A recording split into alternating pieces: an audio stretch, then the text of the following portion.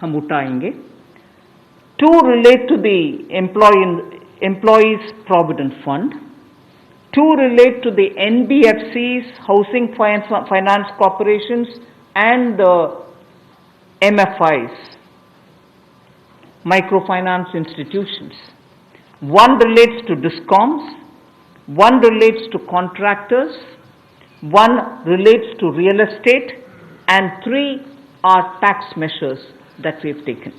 So I'll get into the detail of today's tranche of announcements.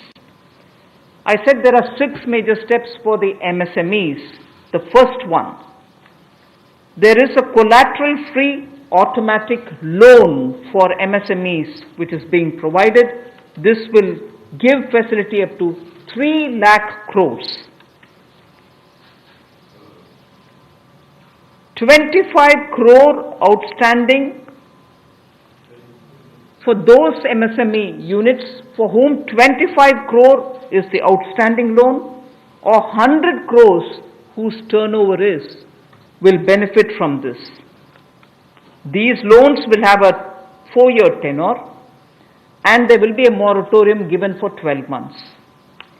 These are going to be 100% credit guaranteed over as a cover given to banks and NBFCs on principal and interest.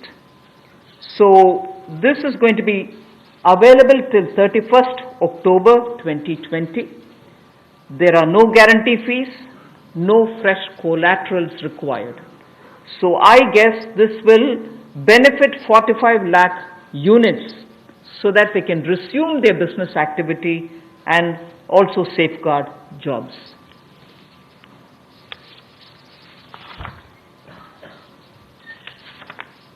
प्रधानमंत्री गरीब कल्याण योजना में जहां सबसे पहले Covid health workers के लिए 50 लाख रुपए की इंश्योरेंस पॉलिसी का प्रावधान किया गया था, वहीं पर 80 करोड़ गरीबों को 5-5 किलो गेहूं या चावल देने का प्रावधान किया गया और पूरे देश भर में पीडीएस के अलावा अतिरिक्त ये 5-5 किलो उनको दिया गया, पिछले महीने भी और इस महीने भी. इसके अलावा ये प्रति व्यक्ति 5-5 किलो था और प्रति परिवार दाल देने का भी काम किया गया 1 किलो.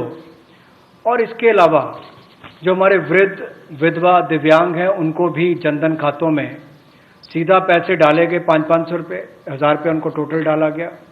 इसके अलावा जो 20.5 करोड़ जनधन योजना खाता धारक थे, ऐसे 41 करोड़ खातों में भी 52,606 करोड़ रुपया अब तक ट्रांसफर कर दिया गया है. 8 करोड़ उज्ज्वला योजना के जो उपभोक्ता हैं उनको मुफ्त में 3 महीने 1-1 सिलेंडर देने की बात हुई थी. जब तक उनको सिलेंडर की आवश्यकता है उसकी प्रक्रिया भी शुरू हो गई और दे भी दिए गए. यहाँ तक कि जो पीएम किसान के लिए भी 2,000 रुपया ऐसे करोड़ों किसानों के खातों में उसको ट्रांसफर कर दिया गया. तो जितनी घोषणाएं उस पीएम गरीब कल्याण योजना के अंतर्गत की गई थी उन पर सारे कदम भारत सरकार द्वारा उठाए गए और करोड़ों भारतीयों को इसका लाभ माननीय प्रधानमंत्री नरेंद्र मोदी जी के माध्यम से मिला है. जहां तक व्यापारी वर्ग की बात है, आम आदमी की बात है, कंप्लायंस का बर्डन उसके ऊपर ना आए, घर से बाहर नहीं जाते थे, तो उसके सामने जो संकट था कि वो कैसे समय सीमा रहते अपनी कंप्लायंस पूरी कर सके, उसमें भी उसको छूट दी गई और उसको भी 3 महीने आगे बढ़ाया गया, जिससे उसको लाभ मिला है. आरबीआई ने भी जो महत्वपूर्ण घोषणाएं की उससे लाखों करोड़ रुपए की लिक्विडिटी मार्केट में आई है, जिससे पूरे देश को लाभ मिला है और इसकी जानकारी आप सबके सामने पहले भी रखी है. केवल आज एक बार फिर आपके ध्यान में लाने की जरूरत पड़ी तो उसको किया है. एक जो मीडिया के माध्यम से हमारी जानकारी हमें मिली और जो वीडियो कॉन्फ्रेंस और बाकी सब वार्तालाप बाकी लोगों से हुआ, मध्यम, सूक्ष्म, लघु उद्योग, कुटीर उद्योग, घरेलू उद्योग जो है, इन सब के सामने बहुत बड़ी मुसीबत थी कि पैसों की भारी कमी थी. इन सब के लिए क्या किया जाए, ये भारतीय अर्थव्यवस्था की रीढ़ है. ये जो हमारा सूक्ष्म, लघु, मध्यम उद्योग है, कुटीर उद्योग है, गृह उद्योग है, इन सबका एक बहुत महत्व है। 12 करोड़ से ज़्यादा लोगों को ये रोजगार देते हैं।